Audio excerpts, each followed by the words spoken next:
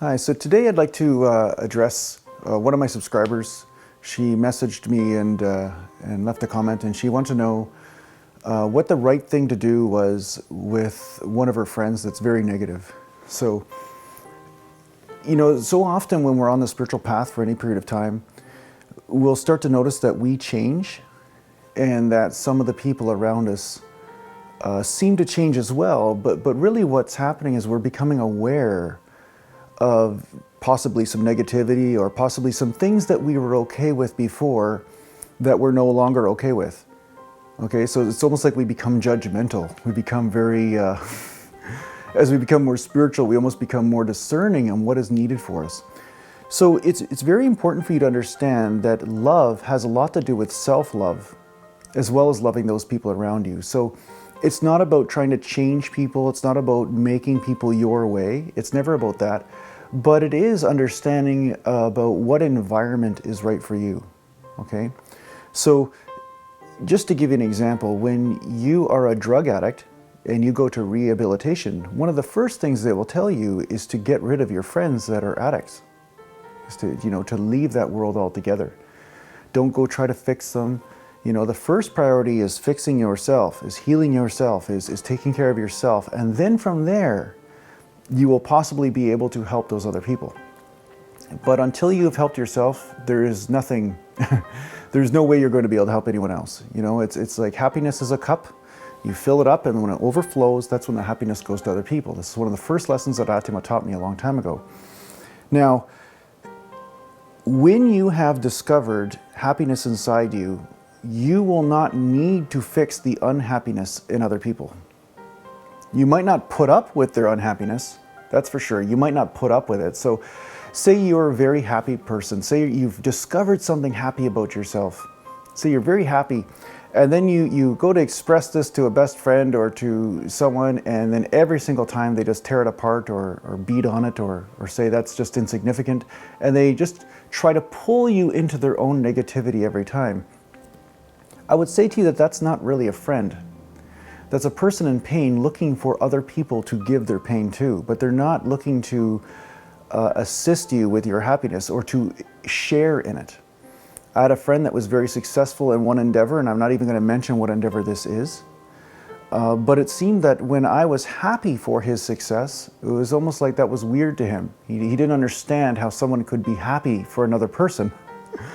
So it's almost like his inability to accept love basically caused us to go our separate ways, because there was just not an ability on his part to receive love in its purest form. It was more about let's complain and share each other's problems, and as we complain about life, then somehow we're finding a way to suffer together, right?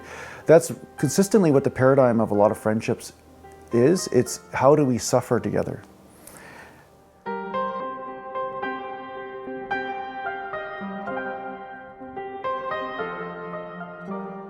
So, without trying to confuse you in any way, shape, or form here, because life does have a lot of suffering in it, there's a lot of things that happen to all of us, and it is good to have a friend or a shoulder to cry on. It's great to have a community to help, but you'll notice that there are some people that are using the sharing to bring more love and to love you deeply and to help you get to a higher place of happiness. But then there are other people that they don't have that value system going on at all. What they are doing is they are trying to destroy every moment of your happiness so that they can feel okay about their own unhappiness. So what I would do with those people is I would leave them, because you're not helping them, you're not freeing them from their unhappiness by being around them and allowing them just to beat on you. But all you're doing is allowing yourself to be abused. That's it. It's just an abusive relationship, Again, you have to discover this on your own, what is an abusive relationship and what is the highest harmony for you. But the confusing part about the spiritual path is that the more mantra you chant, the more meditation you do, the more pranayama you do, you'll become so aware of what is happening right now, and you will be able to make better decisions for yourself. You see, those better decisions for yourself are the universe, are God, are the infinite or the highest self. you being able to make those highest decisions for yourself, you see? Whereas you will look, like, isn't it funny? Like, so many times you will leave a destructive relationship or a horrible situation, and it seems so obvious to you about why you made that decision and why you left. But when you look back on your behavior over the last 10 or 15 years, you'll see a lot of situations that you were in that you thought, okay, that was my only option at the time, but now you think it was just the dumbest thing ever. You think, wow, how could I have been so stupid? How could I have made that decision? How could I have been with that person, or been at this job, or believed what that person said about me, you know? What's happened is that you've become more aware. You know, life naturally brings you closer to God. You do go through your own evolution, regardless of whether you're doing spiritual work or not. There is some evolution happening, regardless of how slow, because some people it's pretty slow.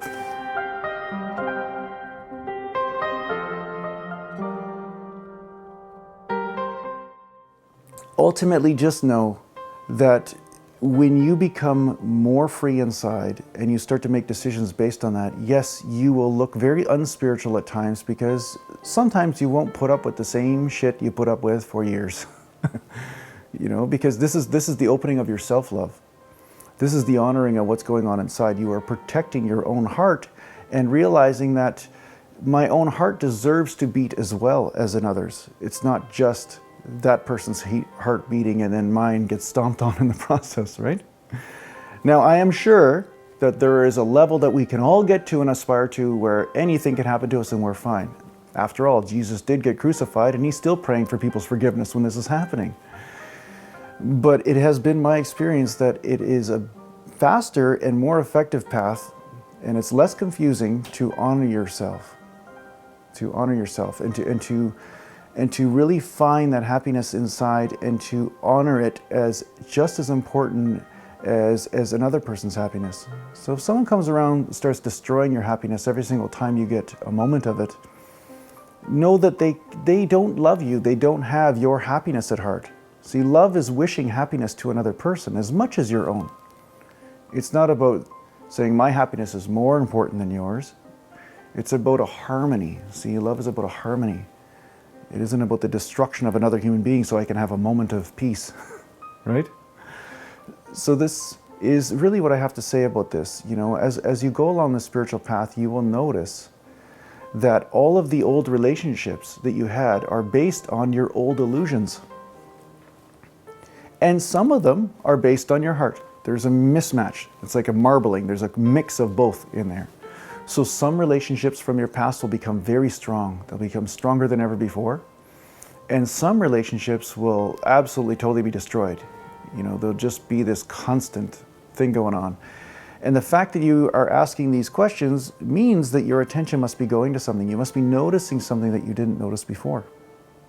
So I hope this helps everybody out there. And yeah, feel free to leave a comment or a question down below. I know it's very hard to speak about these subjects in a video on a general sort of thing to appeal to everyone. It's much easier to do a one-on-one consultation or you know, a session with somebody to really understand exactly what the dynamic is going on in their life. But ultimately, this is what I've noticed. I've noticed that the more spiritual I got, the less spiritual I got. You know, I've been chanting a Saturn mantra and I'm lifting weights like never before, you know, and I used to compete in bodybuilding. So, you know, this spiritual path really urges you to become more human. You know, you become more human all the time. There's no other place to go. Here you are, you know. It's just that your experience of here becomes different, see? So the first step to this is honoring yourself. And this is why I've set up these candles, is to understand that honoring and making a nice environment for yourself will help and assist your spiritual journey. It will make it easier, you know.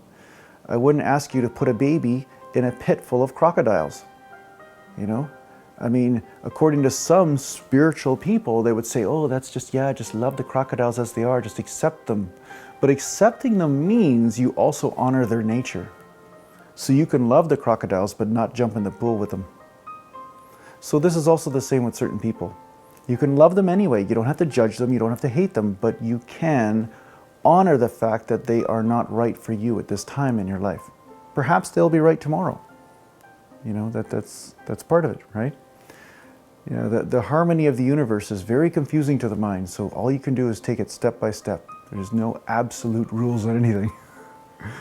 Yeah. One of the greatest rules, though, if there was one that you could stick to, is love thyself. And if you really love yourself, you're not so unhappy and you don't go around torturing other people.